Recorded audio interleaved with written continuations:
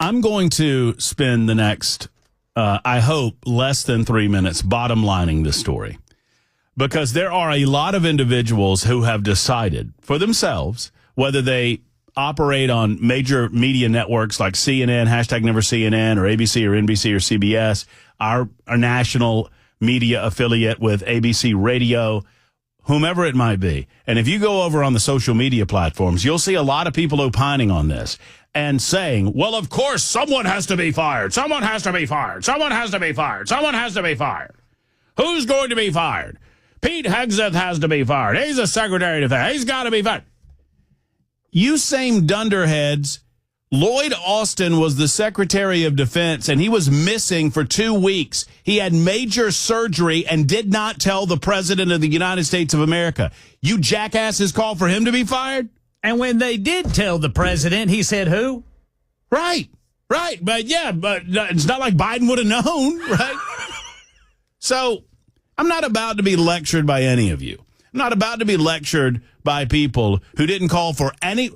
Name me the person that got fired over the disastrous pullout of Afghanistan. I'll wait. Name me the person that got fired after 4 Americans lost their lives in Benghazi when Hillary Clinton was Secretary of State. I'll wait. Name me the person that has been fired. And you tell me that you get to decide when people in the Trump administration get fired? Screw that, man. We're not playing all of this. We're not playing all of this. Here's the deal. You believe, you are of the opinion, and most of you are American, and you're entitled to your opinion, wrong as it may be. But you believe, because you don't like Trump, and you don't like Pete Hegseth, and you don't like Mike Waltz, and you don't like all of these other people, you have decided for yourself that you believe someone must be fired. Well, how are you going to do that? Because you're not in charge. President Donald J. Trump is in charge. So you tell me how you plan on doing that. Now, Donald Trump has said he's not firing anybody. Nor do I believe he should. Was a mistake made? Yes, it was. Did we avoid something that could have happened that could have been bad? Yes, we did. Will we learn from this and move on a better nation as a result? I hope so. The National Security Agency of the United States of America, which is responsible for cybersecurity across this country and across the globe, approved Signal as an encrypted application to be used for government purposes. They did a month ago warn individuals within government circles that there was a possibility that that encryption could be compromised, but they did not suspend the use of Signal as an appropriate application. Unfortunately, Mike Waltz or whomever in his staff decided to do this, set the program up and added individuals to be included on this high-level meeting and in this high-level discussion regarding the bombing of Yemen and Houthi rebels in that country. They allowed a reporter to come into the chat conversation that should not have been there. Is that unfortunate? Yes. Is it a mistake? Obviously. Does it need to be rectified? Of course. Should someone be disciplined? Maybe, maybe not. I don't know. But those that have been elected in official capacity and those that are running said agencies have determined that this does not rise to the level of a fireable offense. No one was killed. The mission was not compromised. No one was damaged. I have a difficult time understanding what the political left is yammering about at this point, except that they don't know what to do but to yammer. They think they're on to something. Ooh, we don't really have anything. It's 65 days into his presidency. Everybody loves what he's doing with immigration. He's catching high-level ranking members of MS-13 that Joe Biden just allowed to waltz into this country to run roughshod over the American people, robbing, pillaging, raping, killing. The American folks seem to love that. The American attitude about our economy moving forward seems to be pretty good. Donald Trump's numbers seem to be pretty good. And the political left knows all of this. his position on Israel and Hamas, supported by the majority of the American people. His desire to end the war in Ukraine, supported by the majority of the American people. His energy policy, supported by the American people. And on it goes. This is what we voted for. And so the political left, they got to hang their hat on something, and they've decided to hang their hat on this. And they're making all of these demands about who needs to be fired and why and how. And it, for the life of me, the Secretary of Defense spoke about things he ought not to speak about. The group of people he believed he was talking to all have the highest level of clearances within the federal government. And if you want to nitpick about obviously the reporter being on there was a bad thing.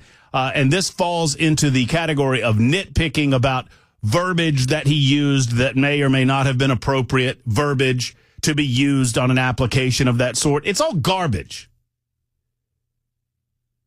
It's garbage highlighted by garbage people who want nothing but to tear down this American president and, by extension, the executive branch of government. But okay. I'm beyond my 3 minutes. I'm sorry. But I'm on a roll. If y'all want to fire somebody, Donald Trump says he's not firing anybody. And you and I and those of us who do support the Trump administration and by extension support the United States of America in our engagement with regard to the Houthis and Yemen and in the Middle Eastern territory, we need to make sure that the President of the United States understands that we support him so that there is not a crack in his stand here that this is not a fireable offense. It simply isn't, and I don't believe that that will happen. But if y'all want to do that, well, how would you do it? You're going to stamp your feet? You're going to just stomp around and demand it? You're going to pitch a temper tantrum outside of the White House? You're going to hold up some signs that you get yourself a magic marker and you get yourself a little poster board and he, ho, ho, Pete Hegseth, you've got to go?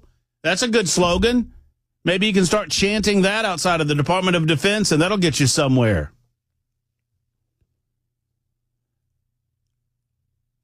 Or you could go by the Constitution of the United States. And here's what I would encourage you to do. The Constitution gives Congress the power to impeach federal officials. An official can be impeached for treason, bribery, and other, quote, high crimes and misdemeanors. The House of Representatives can bring articles of impeachment against an official. Those articles of impeachment will be handled by the House. A trial will ensue in the United States Senate should those articles of impeachment be approved by the House of Representatives. And then 60 United States senators in good standing with their respective states and with the federal government will then sit in judgment against those who have been so charged with high crimes and misdemeanors. Number one, tell me the high crime and misdemeanor. And number two, y'all, once you identify that, y'all draw up the articles of impeachment, and y'all let me know when y'all are ready to go. Until then, why don't y'all sit down and shut the hell up?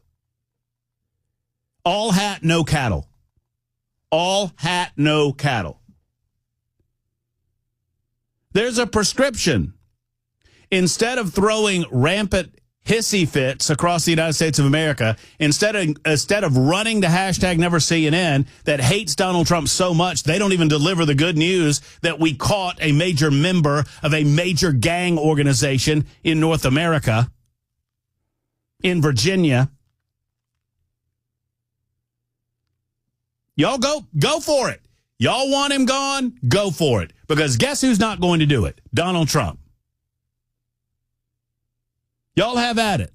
If you think that's the right play, go ask Chuck Schumer if he thinks that's the right play. We'll wait. Until then, just sit down and... Oh, I almost said a dirty word. Just sit down and shut up. Stop acting like children.